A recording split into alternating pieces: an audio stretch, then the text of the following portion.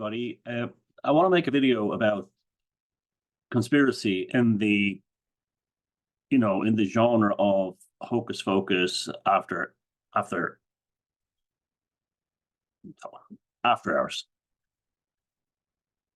Hocus pocus does deal with conspiracy as well as Forteana hauntology and emerging folklore, and a lot of the conspiratorial kind of stuff that we would be interested in would be part of the emerging folklore thing.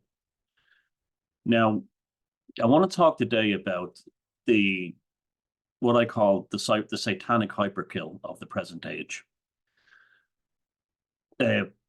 First of all, I have to explain what Satanism is, because 99% of people don't know what Satanism is, even people that screamed at it nonstop. Satanism is not about worshipping the devil and dressing up in robes and sacrificing children or anything like that. That's not what Satanism is. Satanism was never that. That was something that came out of like popular novels and Hollywood and TV shows and so on. Satanism, it comes from a Proto-Arabic term, shaitan, which means someone who's an opposer, someone who has a different opinion to the mainstream. Now, the term Satanism was barely used at all within Christianity in terms of it being devil worship until about 125, 150 years ago. To call someone a Satanist would just be to say that they're acting satanic, meaning they are against the prevailing norms. So, for instance, there were many speeches made among, leaders of the Union on the cusp of the American Civil War, when the Southern states were talking about secession. They would refer to Jefferson Davis and his followers as behaving satanic, not meaning that they were Satanists worshipping the devil, but they were opposed to the Union and the survival of the Union as it had been since, it began in 1776. So this was a very common term. Someone who was a Satanist generally meant two things: someone who was opposed to the prevailing norms of the time, and that was Christianity. It would be a big part of that, and also, the king or royalty and things like that. And even people in England up until about maybe 110 years ago, someone who didn't attend mass, even if they were not, anti-Christian or atheist, were called satanic.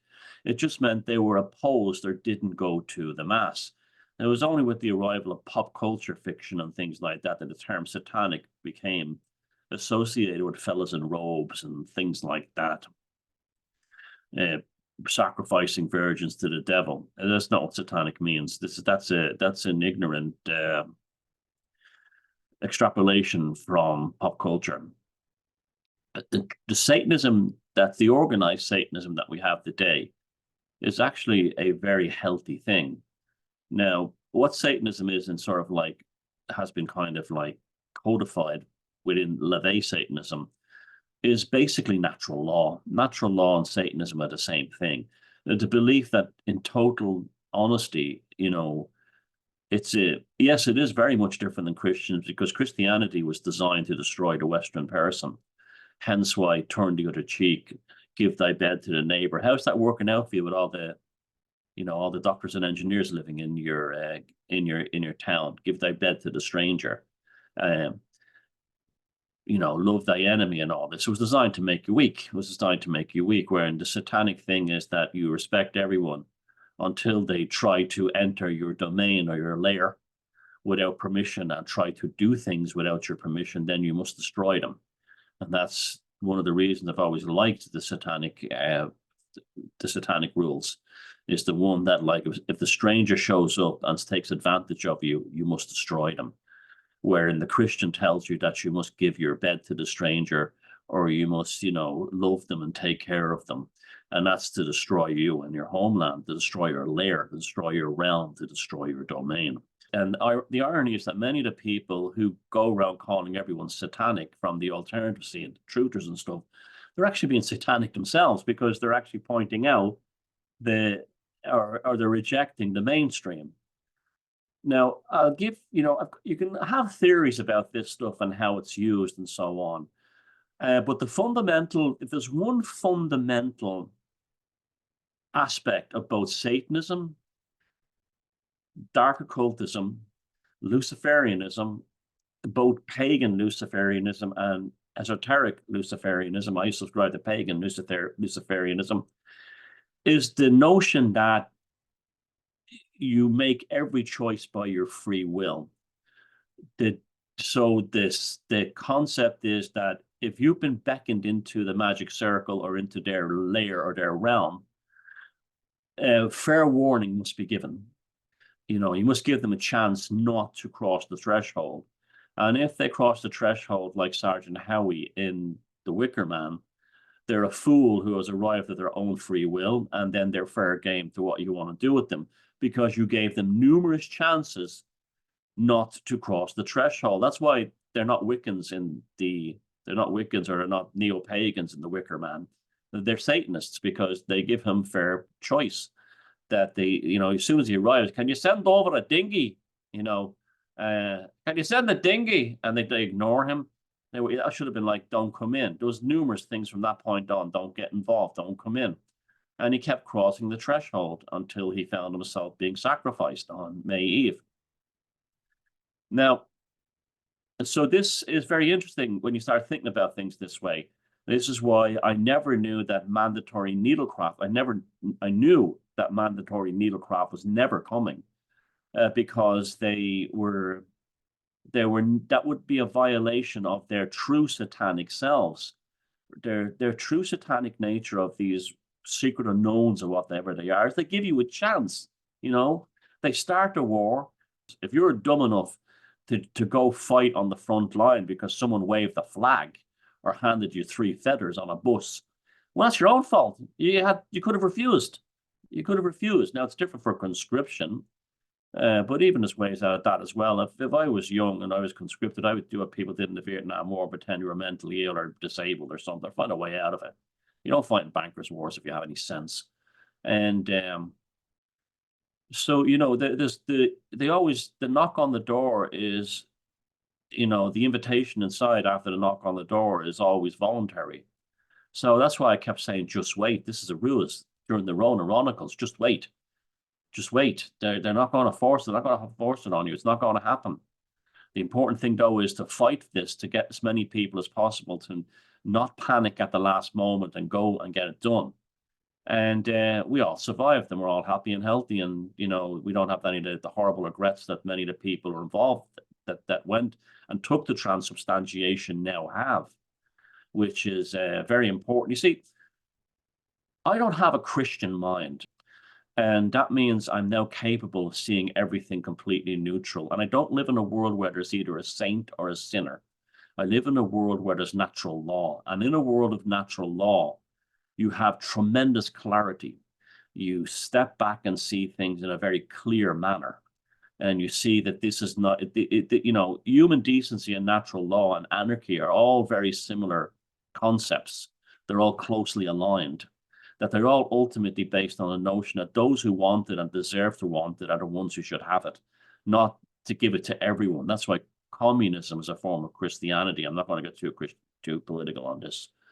So you have a situation, the needlecraft, right? Now, I'm absolutely now completely signed up to the concept that was what Steiner had warned about 100-odd years ago, that was the Ahrimanic deception to remove the human soul.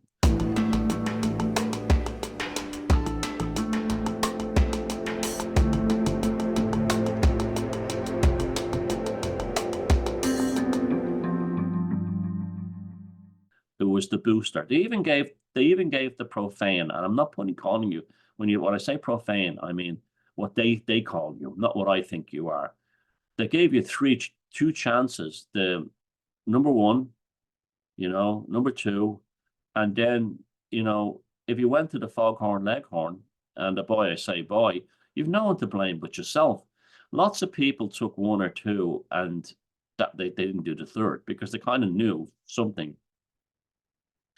Because the way the foghorn leghorn was being pushed in a very different manner, and they were even saying things like that the foghorn leghorn, the rooster, that would be the kind of thing that would activate the previous two. So anyone with any sense would just have ran by that one came along. But a lot of them went into it. Now, I'm not saying your soul is doomed if that happened to you. I actually think that you can fight this. And how you fight this, if you've gone as far as the transubstantiation in terms of the rooster booster, I think how you actually can fight it is just being aware you made a mistake and you fight the urges to lose yourself inside it. And I think you can do it. And with looking after yourself, staying away from certain substances, and you can actually do this. You can do this. You're going to have to fight it now, but it's not going to be easy, but you can do it. This will be, I really do believe this. And so don't think you're doomed. You remember Jonathan Harker escaped from Dracula's castle. You can escape from Dracula's castle too, even though he was invited over the threshold. You've been invited to the threshold. There's always a fight that can get you out. And there's a part of them want you to kind of fight to see your worth. Now, speaking of fight, and I want to talk about this in the terms of the satanic hyperkill, all our countries are being flooded. They're definitely, as the Georgia Guidestones definitely laid out, and that was as satanic as it gets, not in your Christian sense, I'm talking about in the real natural law satanic sense, that was a warning. They were actually telling you, here's our agenda, here's the plan. Just like when, Windows 0 held up that syringe and went, you don't have a choice, They were given numerous warnings, and if you were dumb enough to go the full way, you've no one to blame but yourself. But as I said, even if you've gone the full way, you still have a chance to fight back. Now, if you're aware of it and if you're satanic about it and say, I screwed up, I shouldn't have done this, if you're satanic about it. Now, and see, that's the irony of Satanism, that Satanism is actually the path to freedom. Now, if you, depending on your attitude towards it. So the things is they're flooding our country. At the same time, they're wiping out the normies and the NPCs with the Rooster Booster and beyond, the transubstantiation. And that's what Marina Abramovich's thing at Glastonbury was. She was the angel of death, telling all the middle class there who were all fully transubstantiated that they're screwed unless they can actually find their way out. They're being wiped out by the transubstantiation, and they were given numerous chances not to do it. There was no forced mandate. There was no one pinned them down and told them to do it. There was no law passed in any single country said do it or else. And we're not arrested and done. Not even in China, I don't even think they did that. It was always the classic satanic option. You were tempted and gaslighted, but if you had psychic fortitude, and this is why people who did not do it have tremendous. We are the best of the best, and I'm not saying that in a chauvinistic or narcissistic sense, but that's what they wanted. They wanted to see who was the cream of the crop. And those of us who said, no, we were the cream of the crop, no matter what, if you're anything in terms of that. And so we're left alone. They're not bothering us. They're leaving us alone. We're still able to travel. We're still able to fly. All the things that they told that could be taken from us, we didn't panic, and literally all the normies and NPCs were dying to go on holiday, literally at this point. So the spiritual aspects was that it definitely does seem to have been a soul killer. The Ahrimanic Steiner's concept of the transubstantiations, the needlecraft being used to wipe out the human soul, definitely seems to be true. We've all seen enormous personality changes in people who've had it. That's undeniable. The vital spark has gone out of so many of them. And that's the soul. Now, the soul hasn't been removed. What's happened is the soul can't be really removed to anyone who's ever had a soul. What can be done is it can be suppressed like a silencer on a pistol or a muffler on a noisy car engine. It just suppresses it and it pushes it down. And then they give them things like replacement souls. Now, the current replacement spiritual life for the normies and the NPCs right now is the Taylor Swift concerts. The hypnotic power of the Taylor Swift phenomena over these people is like nothing I've ever seen before. It's not comparable to Beatlemania or Michael Jackson back in the 80s. This is on a whole new league. And when DJs are screaming on the radio about how wonderful she is, they're not acting it. They're actually spellbound too. And they're all, even like the government here in Ireland, were all at the stadium and spellbound by her. You know, the adult children who run this country. And I haven't seen this. You don't see many videos of the stage show showing what's flashed on the screens while when all the transubstantiated in the stadiums are watching her. But I'd be very interested to know what some of those images on the screens are actually doing. People are reporting memory loss. That's post-traumatic stress, from battles and stuff. People have been in intense battles after they've been over there and say, what was the battle like? And they go, I don't remember. Just don't remember. It happened, but I don't remember the details. And that's what seems to be happening with the Taylor Swift concerts. They come out of them with memory loss. Now I want to know what's on the screens doing that. Now we know that the transubstantiated, who would make up 99% of our audience, are already, brain dead anyway. But there seems to be something going on there that's part of this agenda. Now, the other part of the agenda is that people I won't say our side, but tribal-minded people want to know why they're flooding our countries with doctors and engineers. They're appearing everywhere, in all the countryside, everywhere. And there's a resentment there that's like they just walk into our country and take over, and that's it. Well, I don't think that's it, because we're dealing with the satanic hyperkill thing here now. Hyperkill Satanicus. That'll be the good title. That'll get me around the algorithms. They're going to do it the same to them, but they're not going to do it to needlecraft. At some point, you don't get nothing for nothing from the satanic mind. You don't get nothing for nothing. So, under natural law, all debts are settled at the end of the day. So when you get free healthcare through your NHS or whatever, don't complain if they've injected you with something that messes you up.